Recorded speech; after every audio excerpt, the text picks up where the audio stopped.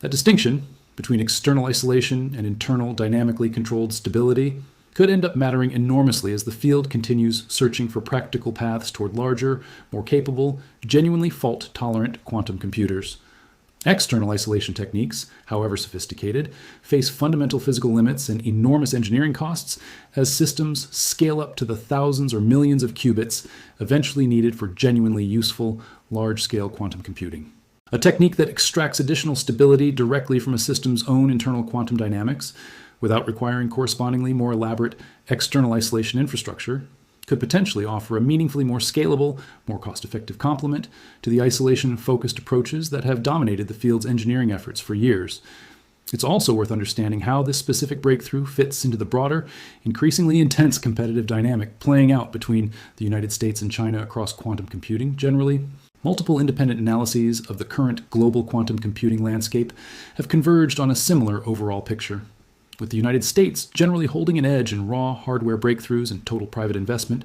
Europe leading in policy framework development and foundational theoretical research, and China advancing particularly rapidly in quantum communication infrastructure and raw academic research output.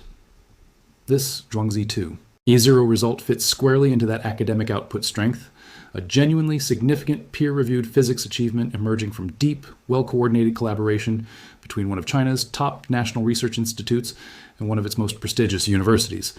That academic strength shouldn't be dismissed as somehow less important or less consequential than flashier, more commercially oriented hardware announcements coming out of companies like IBM, Google, or Microsoft. Fundamental physics breakthroughs like this one often end up mattering more for the field's long-term trajectory than any single company's specific hardware roadmap,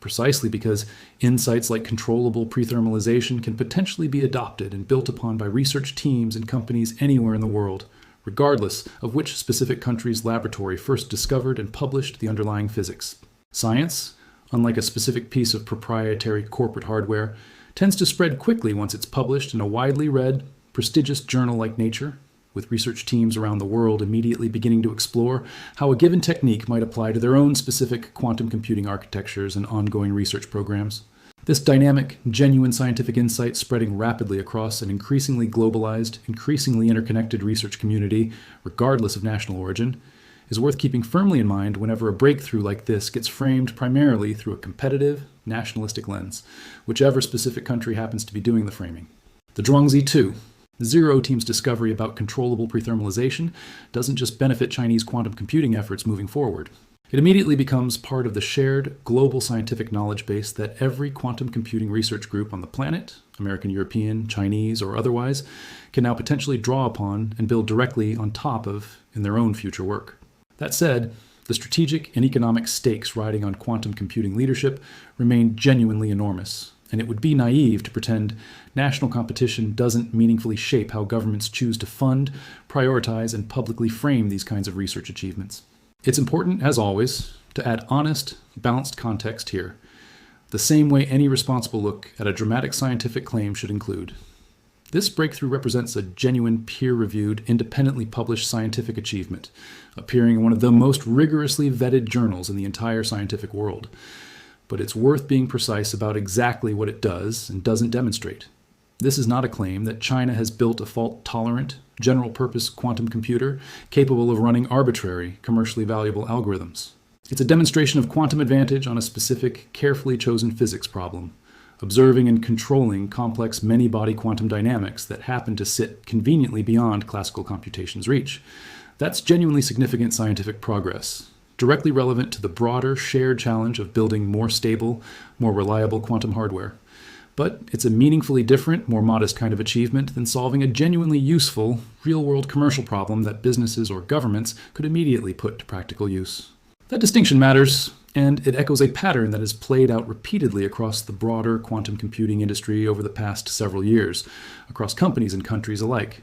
Genuine, narrow demonstrations of quantum advantage on specific, carefully chosen physics problems have become increasingly common and increasingly well-verified. Fully general, broadly useful, commercially transformative quantum computers capable of tackling arbitrary real-world problems remain considerably further away, requiring far more qubits, far better error correction, and far more mature underlying engineering than any system currently in existence, anywhere in the world, whether built in China, the United States, or elsewhere. Still, The specific technique demonstrated here, deliberately extending a quantum system's natural window of stability through carefully controlled energy pulses, carries genuine, meaningful implications well beyond this one specific experiment. If prethermalization can be reliably controlled and extended using techniques like random multipolar driving,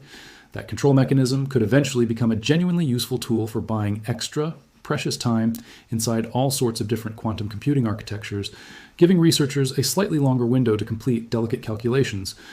before decoherence and thermalization inevitably scramble the underlying quantum information. That's exactly the kind of foundational, unglamorous physics insight that doesn't always generate massive headlines on its own, but ends up quietly influencing how researchers around the world approach quantum hardware design for years afterward.